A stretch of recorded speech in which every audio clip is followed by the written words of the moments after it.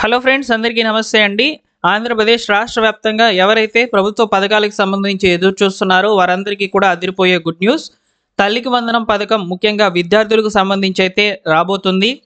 అన్నదాత సుఖీభవ పథకం రైతులకు సంబంధించి అయితే విడుదల కాబోతుంది. నిరుద్యోగ భృతి రాష్ట్ర వ్యాప్తంగా ఉన్నటువంటి నిరుద్యోగులకైతే రాబోతుందండి. సో వీటికి సంబంధించిన వివరాలను అఫీషియల్ డేట్స్ అన్నీ కూడా అసెంబ్లీ సాక్షిగా అయితే ప్రకటిస్తామని చెప్పి నారా లోకేష్ గారు అయితే తెలియజేశారు. అదేవిధంగా చంద్రబాబు నాయుడు గారు కూడా చెప్పడం జరిగిందండి. సో వీటికి సంబంధించిన పూర్తి వివరాలు ఈ వీడియోలో ఎక్స్ప్లెయిన్ చేయడం జరుగుతుంది. వీడియోని పూర్తిగా చూసి తప్పకుండా లైక్ చేసి వెళ్ళినట్లయితే అందరికీ కూడా ఈ సమాచారం అనేది రీచ్ కావడం జరుగుతుంది. తప్పకుండా లైక్ చేయండి ఫ్రెండ్స్. ఇలాంటి అప్డేట్స్ మీరు పొందాలనుకుంటే మన ఛానల్ని సబ్స్క్రైబ్ చేసుకోండి. మీ అందరి కోసము టెలిగ్రామ్ ఛానల్ అయితే స్టార్ట్ చేయడం జరిగిందనమాట. టెలిగ్రామ్ ఛానల్లో ఫస్ట్ జాయిన్ అయిపోండి. లేటెస్ట్గా వచ్చేటువంటి అప్డేట్స్ అన్నింటినీ కూడా అందులో పోస్ట్ చేస్తాము. డిస్క్రిప్షన్లో అయితే లింక్ ఇస్తున్నాను, తప్పకుండా జాయిన్ అవ్వండి. ఇక వివరాల్లో కనుక వచ్చినట్లయితే సో రాష్ట్ర వ్యాప్తంగా ఉన్నటువంటి ప్రజలందరికీ కూడా 3 పథకాలు ఒకే నెలలో అయితే విడుదల కాబోతున్నాయండి. మే నుంచి తల్లికి వందనం అని చెప్తున్నారనమాట. అలానే మే నెలలోనే రైతులకు సంబంధించినటువంటి అన్నదాత సుఖీభావ పథకాన్ని కూడా విడుదల చేయబోతున్నారనమాట. సో అదేవిధంగా నిరుద్యోగులకు సంబంధించి నిరుద్యోగ భృతి రాబోతుంది. అదేవిధంగా డిఎస్సి నోటిఫికేషన్ కూడా విడుదలైతే చేస్తామని చెప్పి శాసన మండలి సాక్షిగా చెబుతామని చెప్తున్నామని మంత్రి నారా లోకేష్ గారు అయితే తెలియజేశారు. వివరాలన్నీ కూడా చాలా క్లియర్గా అయితే ఉన్నాయండి. సో వీటి గురించి అయితే ఒకసారి డిస్కస్ చేద్దాము. మే నుంచి తల్లికి వందనం అన్నదాత కింద కేంద్రం సాయంతో 3 విడతల్లో రైతులకు 20,000 రూపాయలు, వచ్చే విద్యా సంవత్సరంలోగా డిఎస్సి నిర్వహించి ఉద్యోగ పోస్టులు భర్తీ చేస్తామని చెప్పి చెప్తున్నారండి చంద్రబాబు నాయుడు గారు. సో ఫస్ట్ ఆఫ్ ఆల్ తల్లికి వందనం పథకం గురించి అయితే మాట్లాడుకుందాము. తల్లికి వందనం పథకానికి సంబంధించిన వివరాలు కనుక చూసుకున్నట్లయితే రాష్ట్ర వ్యాప్తంగా విద్యార్థులు ఎవరైతే 1వ తరగతి నుంచి ఇంటర్మీడియట్ వరకు చదువుతున్నటువంటి విద్యార్థులందరికీ కూడా తల్లికి వందనం పథకం అనేది రావడం జరుగుతుందన్నమాట. ఈ తల్లికి వందనం పథకం కింద కుటుంబంలో ఎంతమంది చదువుకుంటూ ఉంటే అంతమందికి కూడా 15,000 రూపాయలు అయితే ఇస్తామని చెప్పి చంద్రబాబు నాయుడు గారు ఎన్నికల మేనిఫెస్టోలో అయితే చెప్పారు.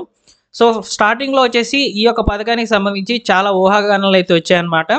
అంటే ఇంట్లో ఒకరికే ఇస్తారు, ఎంతమంది ఉంటే అంతమందికి ఇవ్వరని చెప్పని గతంలో వార్తలు అయితే వచ్చాయి. వాటిని అన్నింటినీ కూడా కొట్టివేస్తూ చంద్రబాబు నాయుడు గారు ఎంతమంది చదువుకుంటూ ఉంటే అంతమందికి తల్లికి వందనం అయితే విడుదల చేస్తామని చెప్పడం జరిగిందనమాట.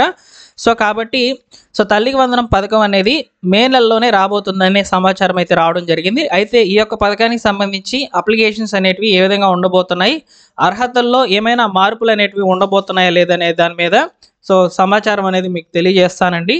సో వివరాలన్నింటినీ కూడా ముందు రోజుల్లో అయితే తెలియజేస్తాను, ఓకేనా. సో ఈ విధంగా తల్లికి వందనం పథకం కింద విద్యార్థుల యొక్క తల్లి ఖాతాల్లోకి ఈ 15,000 రూపాయలు అయితే జమ కావడం జరుగుతుందన్నమాట. సో నెక్స్ట్ వచ్చేసి అన్నదాత సుఖీభావ పథకానికి సంబంధించి నిన్నటి రోజున అయితే చంద్రబాబు నాయుడు గారు ఒక ముఖ్య ప్రకటన అయితే చేశారు. సో ఇప్పుడు పిఎం కిసాన్ నిధులు 19వ విడతకి సంబంధించిన నిధులు అయితే విడుదలైనాయి కదా.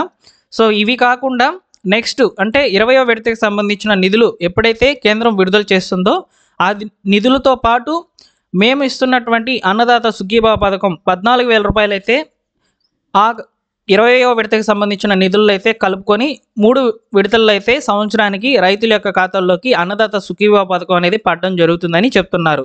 మొత్తంగా 20,000 రూపాయలుగా అంటే సంవత్సరానికి 3 దఫాలుగా పిఎం కిసాన్ నిధులు అనేటివి 2,000 అయితే జమ అవుతాయి. అదేవిధంగా ఆ 6,000 రిమైనింగ్ ఉన్నటువంటి 14,000 రూపాయలు వచ్చేసి కూడా 3 విడతల్లో అయితే అందించబోతుంది ప్రభుత్వం. సో ఈ విధంగా 3 విడతల్లో రైతుల యొక్క ఖాతాల్లోకి అన్నదాత సుఖీభావ పథకం అనేది పడడం జరుగుతుంది.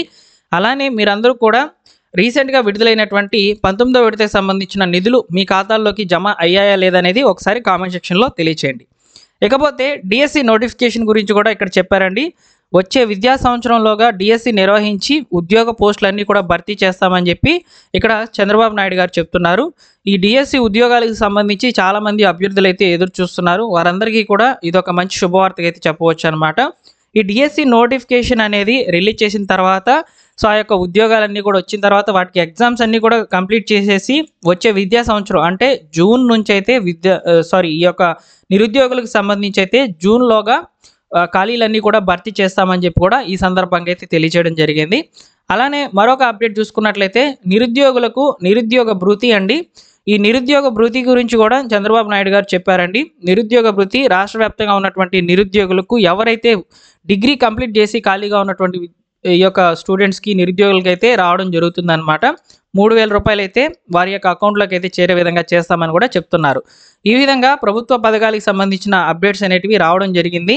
సో శాసన మండలిలో జరిగేటువంటి ఈ యొక్క సమావేశాల్లో భాగంగా ఈ పథకాలకు సంబంధించిన అఫీషియల్ డేట్స్ అన్నీ కూడా, జియోస్ అన్నీ కూడా సో మేము త్వరగా అయితే ప్రజల్లోకి అయితే తీసుకొస్తామని చెప్పి నారా లోకేష్ గారు అయితే చెప్తున్నారు. అదేవిధంగా డిఎస్సి నోటిఫికేషన్ 16,387 పోస్టులతో అయితే సో అకాడమిక్ ఇయర్ అనేది కొత్త ఉద్యోగాలతో పూర్తి చేసి ప్రారంభిస్తామని చెప్పి చెప్తున్నారనమాట. సో ఈ విధంగా ప్రభుత్వం నుంచి వచ్చేటువంటి అప్డేట్స్ అనేటివి ఈ విధంగా ఉన్నాయండి. అలానే మార్చి నెలలో ఉగాది కానుకగా వచ్చేసి ఉచిత బస్సు ప్రయాణాన్ని అయితే ప్రజల్లోకి అయితే తీసుకురాబోతున్నారు. రాష్ట్ర వ్యాప్తంగా ఉన్నటువంటి మహిళలందరికీ కూడా ఆర్టీసీ బస్సుల్లో ఉచిత బస్సు ప్రయాణం అయితే కల్పించబోతున్నారండి. సో దీని మీద కూడా అప్డేట్స్ అనేవి రాబోతున్నాయి. సో ప్రస్తుతానికి ఉన్నటువంటి సమాచారం ఇదేనమాట. ప్రభుత్వ పథకాలకు సంబంధించి సూపర్ 6 పథకాలకు సంబంధించిన అప్డేట్స్ ఈ విధంగా ఉన్నాయి. మీకు ఈ వీడియో నచ్చినట్లయితే లైక్ చేసి వెళ్ళండి. అలానే మన ఛానల్ సబ్స్క్రైబ్ చేసుకున్నట్లయితే లేటెస్ట్గా గవర్నమెంట్ నుంచి వచ్చేటువంటి పథకాల అప్డేట్స్ అనేవి నేను మీకు వెంటనే తెలియచేయడం జరుగుతుంది. సో వీడియోకి ఒక 200 లైక్స్ అయితే ఎక్స్పెక్ట్ చేస్తున్నాను. తప్పకుండా లైక్ చేయండి. ఫస్ట్ ఆఫ్ ఆల్ మా టెలిగ్రామ్ ఛానల్లో జాయిన్ అవ్వండి. లేటెస్ట్గా వచ్చేటువంటి అప్డేట్స్ అన్నింటినీ కూడా నేను మీకు అందరికీ కూడా తెలియచేయడం జరుగుతుందండి. సో ఇక మెయిన్గా వచ్చేసి రేషన్ కార్డుల గురించి అడుగుతున్నారు. అదేవిధంగా ఈ యొక్క కొత్త పింఛన్ల గురించి కూడా అడుగుతున్నారండి. రేషన్ కార్డుల గురించి వివరాలు ఏ విధంగా ఉన్నాయంటే, పౌర సరఫరాల శాఖ మంత్రి నాదెండ్ల మనోహర్ గారు సో మొన్న ఈ మధ్య వచ్చేసి నెల్లూరు అయితే వెళ్ళడం జరిగింది. అక్కడ ఒక మీటింగ్లో సందర్భంగా మీడియాతో చెప్పారు, కొత్త రేషన్ కార్డులు అనేటివి మార్చి నెలలో ఇస్తాం, అందరికీ కూడా వస్తాయని చెప్పి చెప్పడం జరిగింది. క్యూఆర్ కోడ్తో ఉన్నటువంటి రేషన్ కార్డులు అనేటివి పంపిణీ చేస్తామని కూడా చెప్పడం జరిగిందనమాట. సో వాటికి సంబంధించి కూడా అప్డేట్స్ అనేటివి వచ్చే నెలలో అయితే ఉండబోతున్నాయి. కొత్త రేషన్ కార్డుల కొరకు ఎవరైతే ఎదురు చూస్తున్నారో వారు మన ఛానల్ని తప్పకుండా సబ్స్క్రైబ్ చేసుకోండి. సో ఇక పెన్షన్ల గురించి, కొత్త పెన్షన్ల గురించి మాట్లాడుకున్నట్లయితే, కొత్త పెన్షన్లు అనేటివి ప్రభుత్వం ఇంకా ఎలాంటి స్పందన అయితే ఇవ్వలేదు. కొత్త పెన్షన్లకు సంబంధించి అఫీషియల్ డేట్స్ కానివ్వండి, ఇవి ఏవి కూడా ఇంకా కూడా ప్రకటించలేదన్నమాట. సో కొత్త పెన్షన్లు జూన్ నెలలో అయితే విడుదల చేసేందుకు అవకాశం అయితే ఉంటుంది. ఎందుకంటే సంవత్సరానికి 2 దఫాలుగా పింఛన్లు అనేటివి ఇవ్వడం జరుగుతుందన్నమాట. జూన్లో ఒకసారి, డిసెంబర్లో ఒకసారి.